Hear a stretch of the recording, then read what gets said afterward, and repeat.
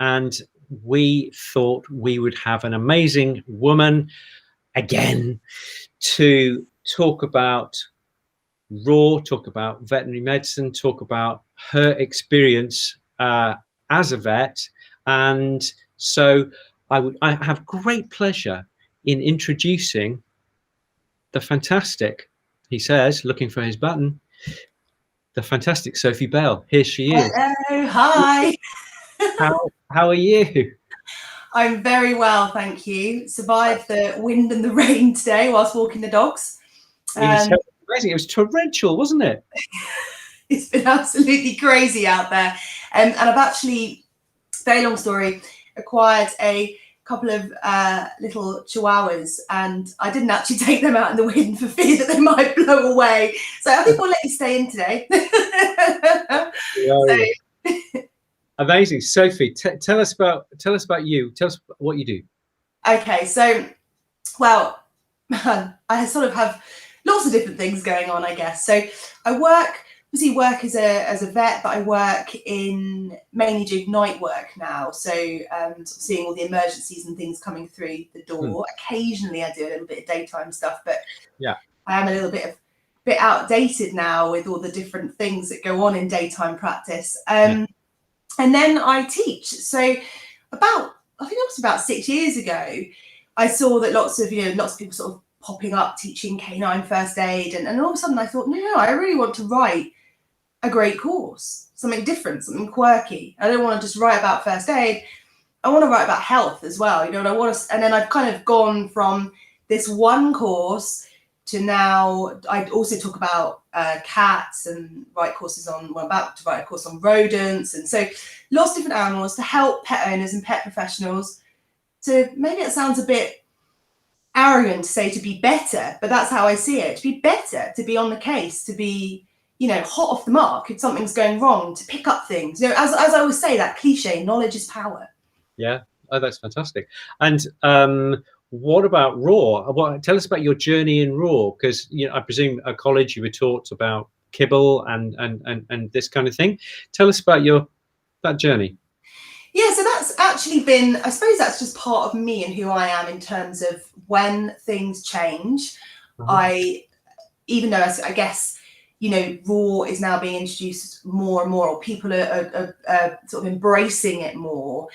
And I guess my kind of ethos as a vet is that I have to stay open-minded. And at the time, I didn't really have any opinions on raw. I certainly wasn't against it. If I had a dog come into practice that was fed raw food and needed raw feeding, 2 clinics that I work at were very happy for us to do that. We had no issues doing that.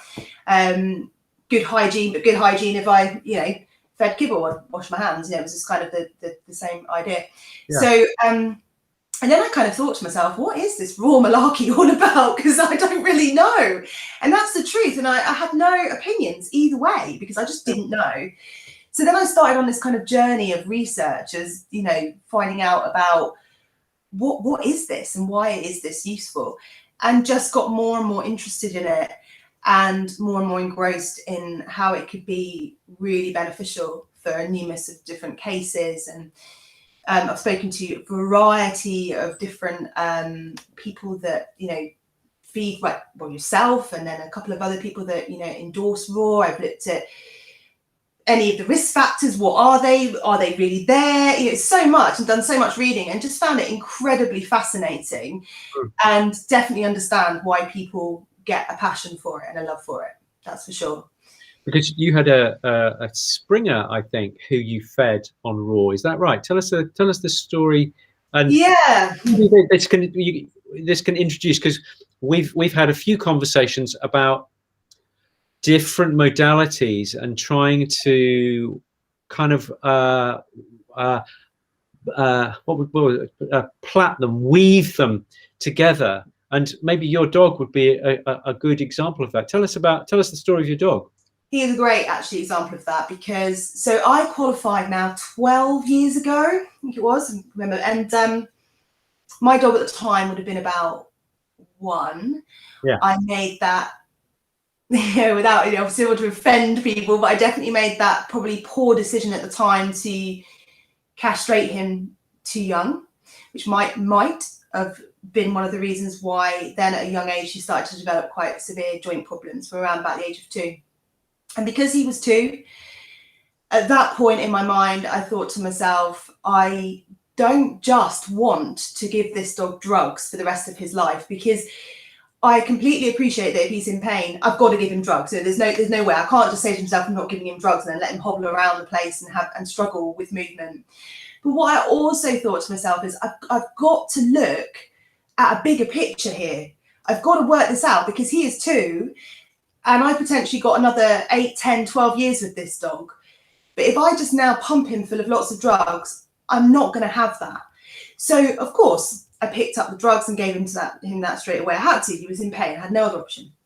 And then I started doing lots of research into supplements, fell in love with green lip mussel, fell in love with, I know you pronounce it differently to me, so maybe I say it wrong. I fell in love with Boswellia, which I have loved Boswellia for about 10 years now. And funnily enough, when I can't remember now which company have now put it in one of their supplements, but was really thrilled to see that, because Nutravet have got it in their NutraQuin Plus and also NutraMed. Yeah.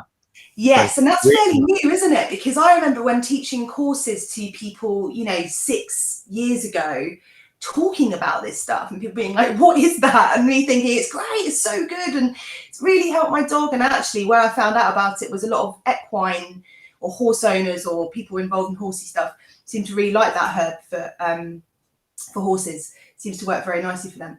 So kind of then got into that, and then thought, okay, we're getting our supplements on board, that's great, but now I need to think about everything else. And I suddenly opened a massive door to like physiotherapy, hydrotherapy, acupuncture, which I actually trained in so I could give him regular acupuncture, laser therapy, canine massage, anything basically. And it opened my door to this whole array of massive, like amazing pet professionals that I didn't really know were there for the first 2 years of my life as a vet. I didn't really think about that. It wasn't really part of my agenda, maybe when I saw an animal, to think about everything else that goes on behind that. And ever since that day, every time I treat a patient now, I'm probably really annoying. I'll say, what about hydro? What about acupuncture? What about physio? What about, herbs? What about, and maybe throw too much of them at one time. But I find it exciting that we have conventional medicine, of course we do, and it's important in so many ways. If I'm working a night shift and a dog comes in dying of an immune-mediated anemia, I have got to get those steroids in to save that dog's life. And there is a point where that's, it's life and death. For sure. But for a lot of other things, we can really think outside the box and look at the whole diet, environment, and so many things. And that's what my dog did, really. He changed my mindset. Who knows? Maybe I would have gone down the line of being, well, say extremely conventional. That's probably, I think a lot of vets maybe are more holistic in their approach than maybe we give them praise for. But like I always say, there are time constraints in practice, and a holistic approach takes an awful lot of time, and a lot of vets are under an awful lot of pressure. So to try and open that massive can of worms and deal with all of that in one sitting, it can be really difficult. So I think a lot of vets would have more of a holistic approach if maybe perhaps they had the time and the owners on board as well. That's really interesting. Just talking about conventional and broader approach. Penny's just written us a question.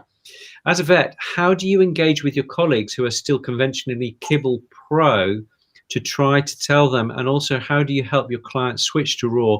And do you feel there is a need for a dog nutritionist to partner with a vet to educate to educate the pet parents through the journey?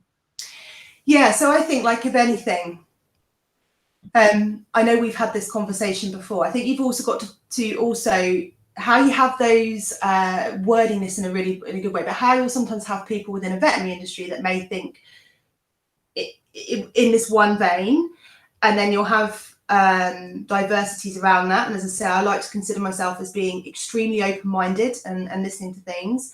Yeah. you also get pet owners that are also within that same vein. So what I mean by that is when they turn up with the itchy dog, they just want the steroids, okay? They just want the dog to stop licking its paws. They're done, they're finished, they're fed up with hearing it.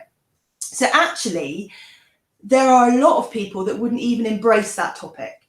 And you couldn't even go down the line of talking about even a different kibble that might be more suitable, you know, let alone introducing a whole new fact of raw. So there is that aspect as well. I think as well, there's a slight, because it's new and maybe not well understood by a lot of people in the veterinary industry, there's that slight fear around raw. You know, there really is. There is. And again, it's not because necessarily, I think when the thing is in the vet world as well, you want to keep your integrity, you want to keep your job, right? you don't want to get in trouble. So sometimes you don't want to enter something new because staying where you are in that particular place protects you. And I think there is an element of that. I just like to think of it from all aspects. Why would some of us be open-minded? Why would some of us really drum it in? And why would others of us completely turn our heads? And that's kind of how I see it. Okay, interesting. And the second part was, how do you help your clients switch to raw? Yeah, so they have to be really open-minded conversations, I think, in a lot of ways. So you have to, do you know how, yeah, and I've just seen that come up there. How can producers justify producing bad food? Yeah, and I mean, you know, we could have that conversation all day long, and there'll always be that kind of thing of bad food on the market, and we're never going to get away from that. But it's the thing is, the only way we can be the educators and help other people maybe within practice that are thinking about raw diets is to be approachable. And if we go in any situation too strong, we won't get people on board. So if I walked into practice and I made some very, very, very strong comments about what I felt,